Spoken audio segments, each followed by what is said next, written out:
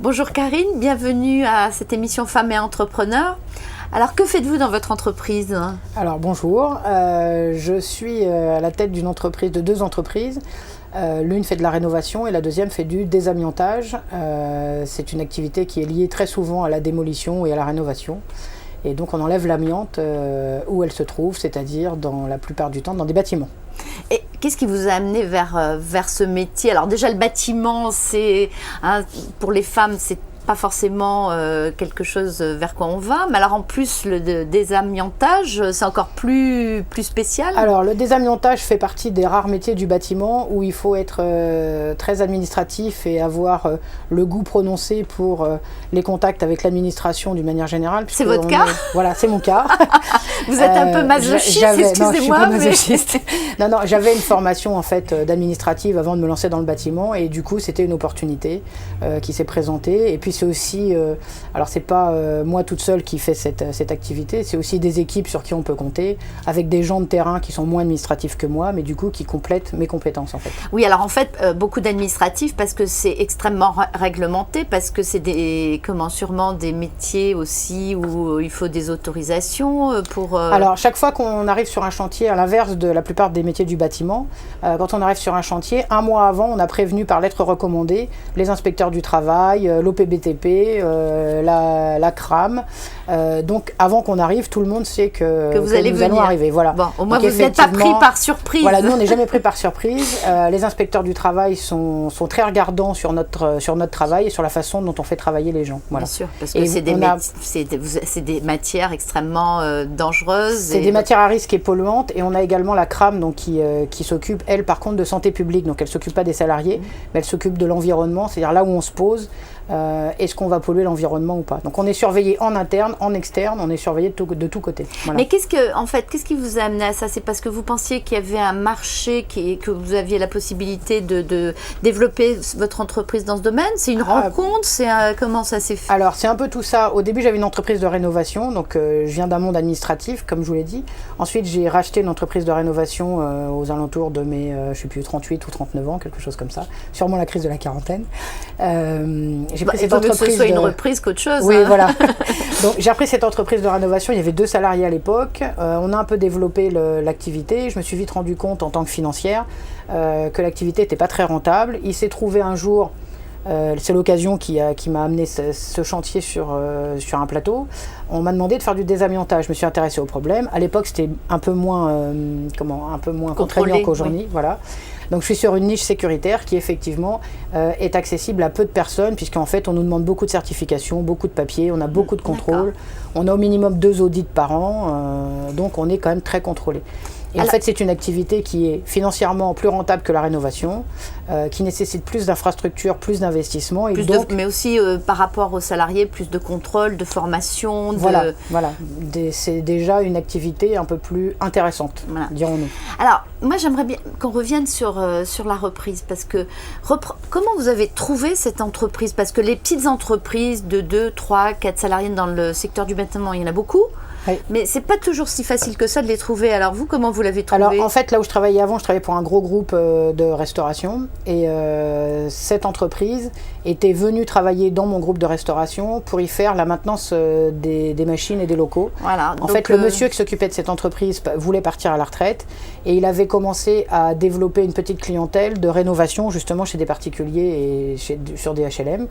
Moi, il s'est trouvé que c'est arrivé à un tournant de ma carrière. J'ai discuté avec lui, on a mangé nous 2 fois, et en fait, je lui ai racheté son entreprise pour l'euro symbolique, simplement parce qu'il ne voulait pas licencier les 3 salariés. Et donc, je l'ai reprise pour l'euro symbolique. C'est pour ça que je vous refais revenir là-dessus, parce que aujourd'hui, entre création et reprise, dans beaucoup d'activités, la reprise est un gain de temps phénoménal, qu'il y a énormément de petites entreprises comme ça, parce qu'on dit oui, mais j'ai pas, souvent les femmes me disent j'ai pas de moyens financiers. Oui. Quand je dis mais pourquoi vous n'allez pas vers la reprise, ce serait tellement plus facile, vous avez de l'existant, vous avez 2, 3 salariés, j'ai pas de moyens financiers, mais c'est vrai qu'il y a énormément de petites entreprises qui finalement se vendent pas. C'est-à-dire que c'est une reprise, comme vous dites, pour l'euro symbolique. En plus, le cédant vous explique, vous présente les clients. Tout à fait. Lui, tout ce qu'il demande, c'est de ne pas avoir à licencier ses salariés. Et puis, les licenciements, ça coûte cher. Lui, il avait été salarié de l'entreprise comme directeur technique encore 3 mois, je crois, le temps de pouvoir partir à la retraite. Voilà. Alors, pour répondre à votre question, moi, à l'époque, c'est vraiment une opportunité qui s'est trouvée devant moi.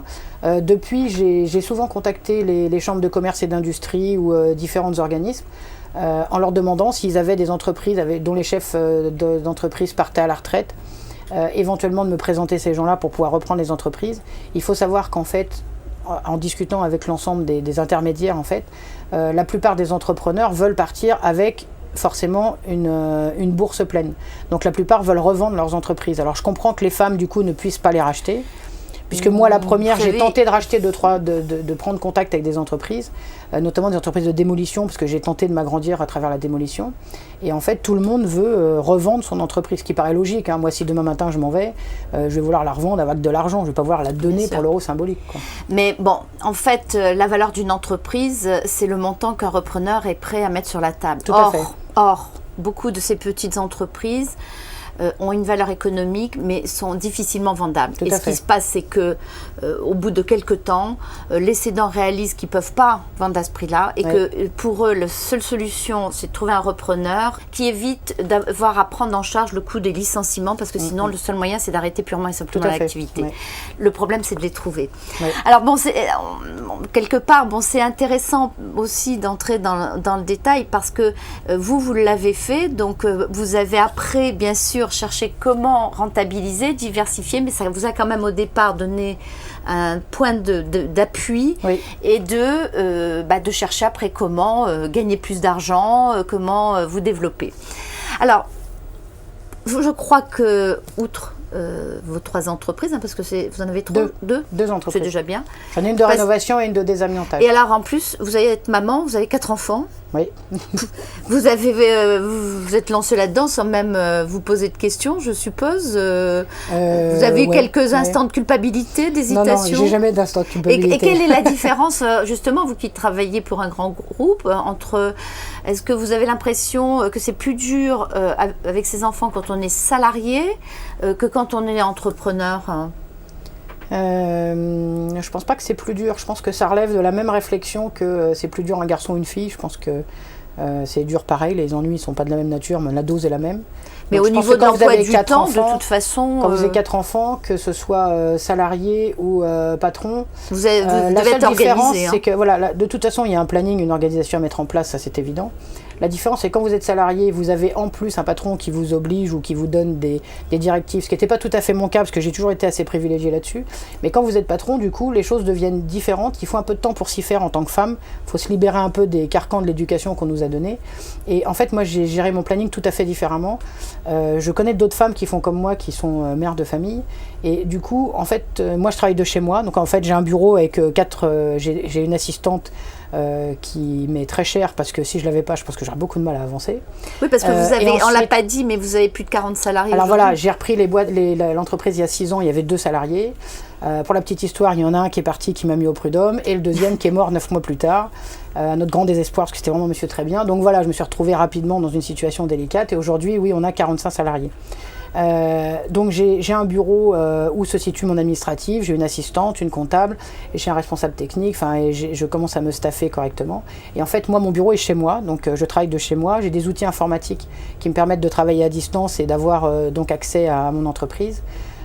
Et du coup, j'ai un planning qui est un peu différent de ce que connaissent habituellement les mères salariées. Mais qui me laisse du temps avec mes enfants. C'est-à-dire qu'en fait, je travaille très souvent de 5h du matin jusqu'à 7h30. Oui, mais ils sont grands aussi maintenant. Alors, maintenant, ils sont grands, parce que maintenant, la dernière a 8 ans et le premier a 22 ans. Mais il y a 6 ans, quand j'ai démarré, ils étaient tous école primaire, collège, lycée, avec tout ce qui va avec. Mais en fait, c'est juste une question d'organisation et effectivement d'énergie à mettre au bon moment, aux bons endroits. Alors après, j'ai plus beaucoup de temps, effectivement, pour aller, par exemple, chez l'esthéticienne, mais de toute façon, j'y allais déjà pas avant. Voilà, il me reste peu de temps pour moi, mais en même temps, gérer une entreprise, c'est aussi déjà passer beaucoup de temps à faire des choses tout à fait intéressantes. Je voulais vous préciser que mon mari ne fait absolument pas du bâtiment, puisqu'il est en costard-cravate tous les jours et il travaille dans l'informatique. Donc, voilà, donc voilà. Il n'est pas dans l'entreprise. Il n'a absolument aucun rapport avec moi. Voilà, je suis vraiment seule à diriger, parce que tout le monde pense toujours que je gère par procuration mon entreprise, ce qui n'est absolument pas le cas. Non, on le sent bien, hein, vous n'êtes pas du genre à gérer par procuration. Non, je ne gère pas par procuration. mais ceci dit, mon mari me soutient quand même pleinement dans mes choix. Hein, ça, même s'il n'est pas à mes côtés en tant que gestionnaire du BTP, il est quand même pleinement associé à tous mes choix. Alors j'imagine qu'il y a plein de choses qui vous agacent donc dans le monde de l'entrepreneuriat. Qu'est-ce qui vous est particulièrement insupportable en tant que chef d'entreprise? Alors si vous avez 2 heures devant vous, je vais vous faire une liste. Non, il faut qu'on fasse court. Bon, alors en faisant court, je trouve qu'il y a de moins en moins d'aide amenée aux gens pour se former, parce que de plus en plus les gens changent de formation, ce qui est beaucoup le cas dans mon métier. Les gens ne viennent pas au désamiantage par vocation ni par choix, ils y viennent en général parce qu'on leur a présenté le métier. Alors il faut savoir que les désamianteurs, c'est des gens qui sont pris que en CDI. On a interdiction de prendre des intérimaires ou des contrats à durée déterminée, ce qui du coup ouvre des portes à des personnes qui n'avaient pas pensé à nous rejoindre. Dans ce domaine, il y a quasiment, en tout cas depuis quelques mois, avant on arrivait à obtenir quelques subventions. Aujourd'hui, c'est quasiment terminé, il n'y a plus de subventions. Donc, alors, quel que soit l'âge des personnes que j'ai en face de moi. C'est vous qui payez la formation? Alors, de plus en plus, je suis obligée de payer les formations. Alors, bien sûr, j'utilise des systèmes qui sont mis en place comme les contrats pro. Mais les contrats pro, alors si vous avez des jeunes, je ne vais pas vous expliquer la technique, mais les jeunes de moins de 25 ans, vous avez effectivement une aide qui commence à être intéressante. Si vous avez des plus de 25 ans, vous n'avez plus d'aide. Vous avez une petite prise en charge de la part de l'organisme de formation, enfin, qui collecte notre argent. On a une petite aide, mais c'est sans commune mesure avec... Vos besoins de formation sont tels que pour vous, c'est un investissement important dans moi c'est vraiment un gros bloc de mes investissements. Pour vous donner une idée, chaque fois que j'intègre quelqu'un que je dois former, donc quelqu'un qui ne va pas être opérationnel tout de suite, ça me coûte 5 000 €. Car le simple fait de dire bonjour, je vous embauche, c'est 5 000 €.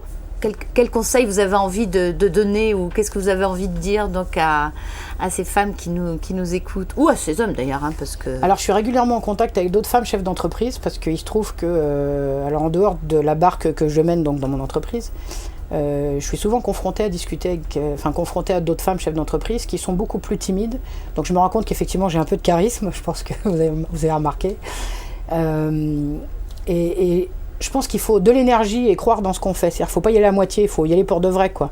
Et la plupart des femmes sont très souvent, moi la première, hein, je ne m'exclus pas de ça, mais sont très souvent bloquées par l'éducation qu'elles ont reçue. C'est-à-dire les obligations vis-à-vis des enfants. Donc moi j'ai pas honte de dire que je n'ai pas le temps de faire les devoirs avec mes enfants, voilà. Mais je fais plein d'autres choses avec eux qui sont tout aussi intéressantes. Donc il y a des choses sur lesquelles on nous a obligés à être présente à chaque rendez-vous, c'est-à-dire tenir son intérieur, s'occuper des enfants, etc. Moi, j'ai toujours pensé que c'était pas incompatible, et donc il faut juste faire quelque chose à fond. Moi, quand j'ai fait mes enfants, j'ai fait à fond, d'ailleurs j'en ai fait 4. Mais tout doit être fait vraiment du mieux qu'on peut. Et en fait, la plupart des femmes qui se lancent, que ce soit des petites boutiques ou j'en connais aussi qui ont ouvert des entreprises de nettoyage, par exemple, il faut pas hésiter, quoi. Il faut y aller. Il faut se donner les moyens il faut se donner les moyens et y compris expliquer à son environnement, à sa famille et à ses enfants pourquoi est-ce qu'on se donne tant de mal, pourquoi est-ce qu'on n'est pas là tous les soirs, pourquoi est-ce que parfois on n'est pas là, mais pourquoi est-ce qu'en échange, on a une maman souriante quand elle est là, et voilà quoi. Voilà. Et puis des moyens financiers supérieurs aussi. Alors les moyens financiers, dans mon cas, c'est un peu différent, parce qu'en fait, dans le groupe où j'étais avant, je gagnais très bien ma vie, parce que j'étais cadre de direction. Je gagnais peut-être depuis cette année, je dois avoir récupéré à peu près mon salaire d'il y a 6 ans.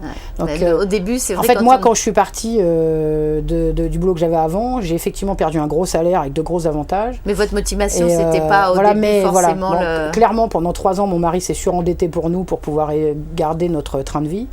Là, depuis 3 ans, je remonte un peu la pente. Et puis là, c'est vrai que ça va beaucoup mieux. Mais c'est vrai qu'il faut s'attendre pendant 3 ans. Le temps de monter une entreprise, que la mayonnaise prenne.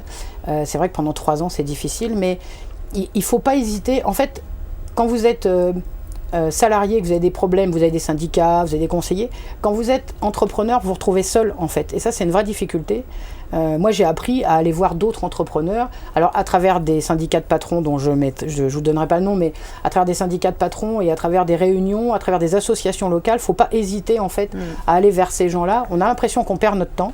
Parce qu'on fait des soirées, on discute avec des gens, on se dit oh là là, pendant ce temps-là, j'ai ça à faire, j'ai ça à faire, j'ai ça à faire. Mais au final, ça permet aussi de créer un réseau. Ça crée un réseau et puis ça permet aussi d'échanger sur des problèmes qu'on a en commun.